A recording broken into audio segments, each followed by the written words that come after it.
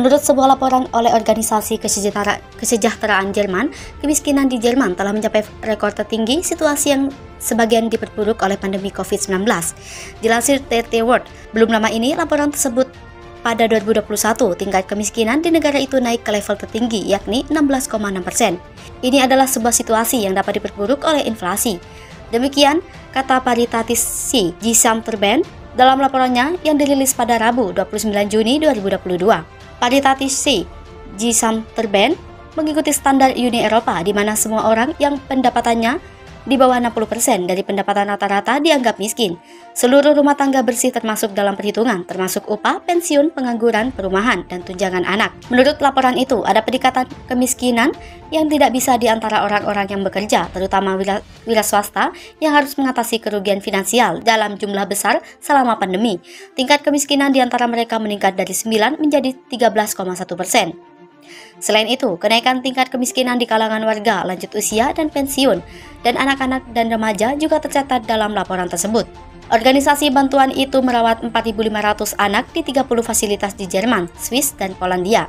Lebih dari 1 dari 5 orang hidup dalam kemiskinan dari 5,8 juta penduduk wilayah metropolitan terbesar di Jerman. Laporan tersebut menunjukkan 5 negara bagian memiliki tingkat kemiskinan di atas rata-rata. North Rhine-Westphalia, Thuringia, Saxony-Anhalt, Berlin, dan Bremen berada di bagian bawah, tertinggal jauh di belakang dengan tingkat kemiskinan 28%. Asosiasi tersebut menggambarkan wilayah Ruhr bagian wilayah masalah nomor 1 dalam hal kebijakan kemiskinan.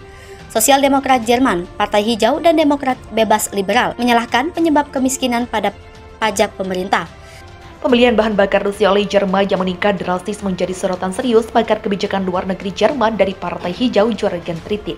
Data baru yang dilaporkan oleh Pusat Penelitian Energi dan Udara bersih yang berbasis di Finlandia menunjukkan bahwa Jerman telah membayar lebih dari 12 miliar euro untuk pasokan energi ke Rusia sejak perang Rusia di Ukraina dimulai pada Februari. Ini baru hasil sementara, kata Trittin. Padahal saat ini pemisahan strategis Rusia dari pasar dunia sedang berlangsung menurutnya.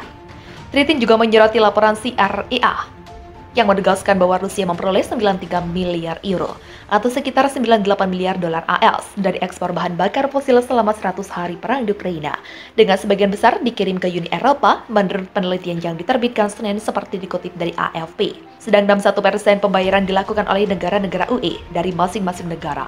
Jerman adalah pelanggan terpenting Rusia dengan 12,1 miliar euro, tepat di belakang Cina dengan 12,6 miliar euro.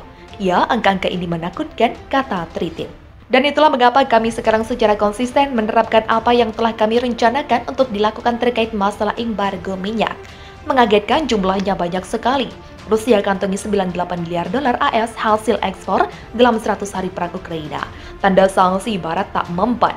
Pusat Penelitian Energi dan Udara bersih melaporkan bahwa Rusia telah memperoleh sekitar 98 miliar dolar AS dan ekspor bahan bakar fosil selama 100 hari pertama perang di Ukraina seperti dikutip Al Jazeera. Laporan CREA menyebut Uni Eropa mengambil sekitar 61% dari ekspor bahan bakar fosil Rusia selama 100 hari pertama perang, senilai sekitar 60 miliar dolar AS. Pendapatan bahan bakar fosil Rusia datang pertama dari penjualan minyak mentah senilai 48,2 miliar dolar AS, diikuti oleh pipa gas dengan 25,1 miliar dolar AS. 13,6 miliar dolar AS dari produk minyak, gas alam cair atau LNG mencapai 5,3 miliar dolar AS, dan batu bara 4,8 miliar dolar AS.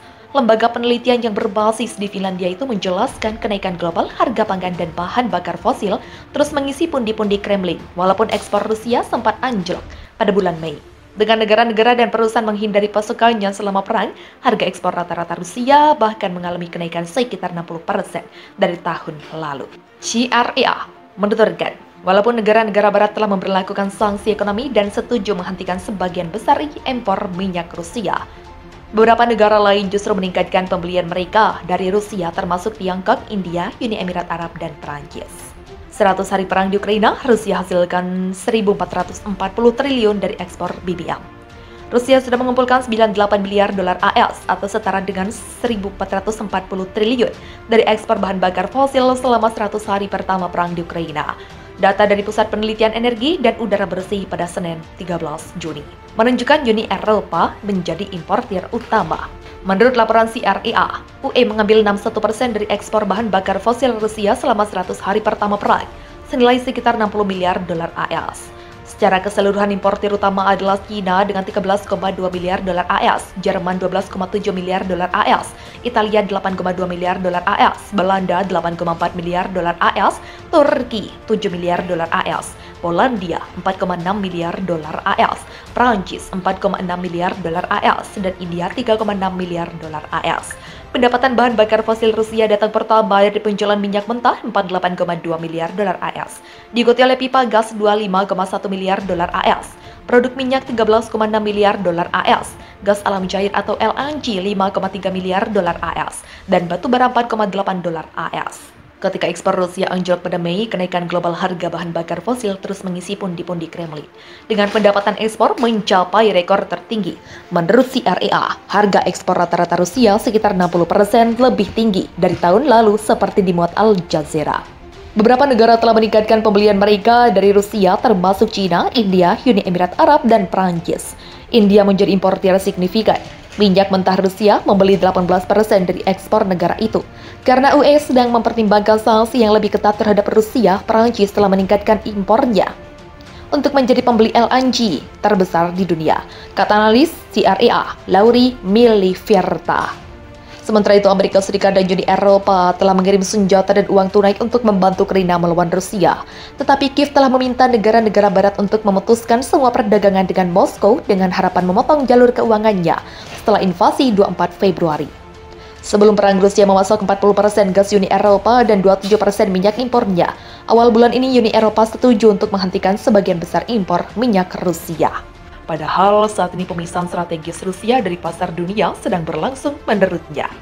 Tritin juga menyoroti laporan CREA yang menegaskan bahwa Rusia memperoleh 93 miliar euro atau sekitar 98 miliar dolar AS dari ekspor bahan bakar fosil selama 100 hari perang di Ukraina, dengan sebagian besar dikirim ke Uni Eropa menurut penelitian yang diterbitkan Senin seperti dikutip dari AFP. Sedang 61% pembayaran dilakukan oleh negara-negara UE dari masing-masing negara. Jerman adalah pelanggan terpenting Rusia dengan 12,1 miliar euro, tepat di belakang China dengan 12,6 miliar euro. Ya, angka-angka ini menakutkan, kata Tritin. Dan itulah mengapa kami sekarang secara konsisten menerapkan apa yang telah kami rencanakan untuk dilakukan terkait masalah embargo minyak. Mengagetkan, jumlahnya banyak sekali. Rusia kantongi 98 miliar dolar AS hasil ekspor dalam 100 hari perang Ukraina.